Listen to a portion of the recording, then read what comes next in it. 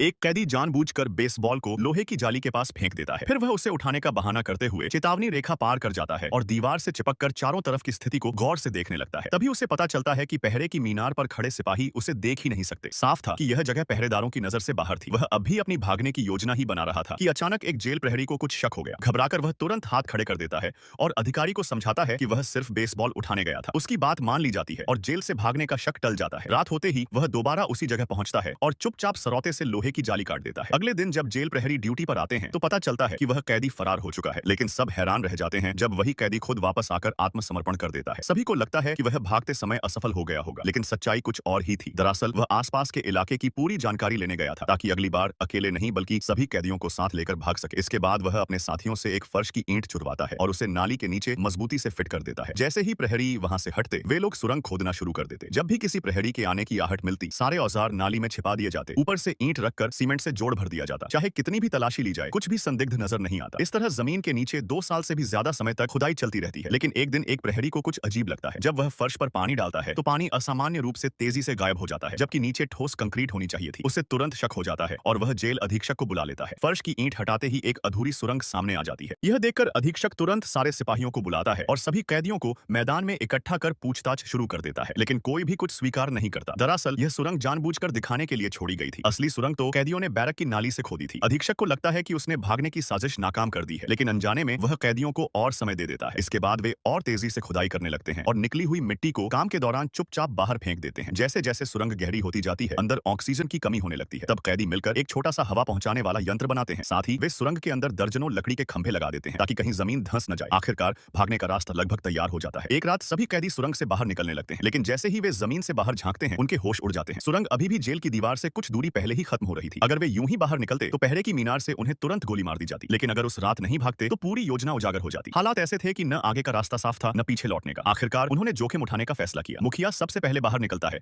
और पास के एक पेड़ से रस्सी बांध देता है। जैसे ही गश्त कर रहे प्रहरी दूसरी तरफ जाते वह रस्सी हिलाकर साथियों को संकेत देता। इसी तरह धीरे धीरे ज्यादातर कैदी बाहर आ जाते हैं। तभी अचानक ऊपर से एक लड़ाकू विमान उड़ता हुआ निकल जाता है। सुरक्षा के लिए जेल की सारी लाइटें बंद कर दी जाती हैं। इसे मौका समझकर वह तुरंत बाकी कैदियों को बाहर निकलने का इशारा करता है, लेकिन कुछ ही देर में लाइटें फिर से जल जाती हैं। सौभाग्य से उस वक्त कोई दिखाई नहीं देता। वह फिर से रस्सी के जरिए संकेत देने लगता है, लेकिन एक कैदी घबराहट में बाहर निकलते ही गिर पड़ता है। आवाज सुनकर एक प्रहरी टॉर्च लेकर उधर आता है। हैरानी की बात यह थी कि जमीन पर पड़े कैदी को वह देख ही नहीं पाता। ऊपर काफी देर तक कोई हलचल न देखकर नीचे सुरंग में इंतजार कर रहा आखिरी कैदी बेचैन हो जाता है और खुद ही बाहर चढ़ आता है, लेकिन इस बार उसका सीधा सामना प्रहरी से हो जाता है। बस फिर क्या था, सारे कैदी पकड़ लिए जाते हैं। इस तरह इतनी लंबी और चालाकी से रची गई जेल से भागने की योजना आखिरकार नाकाम हो जाती है।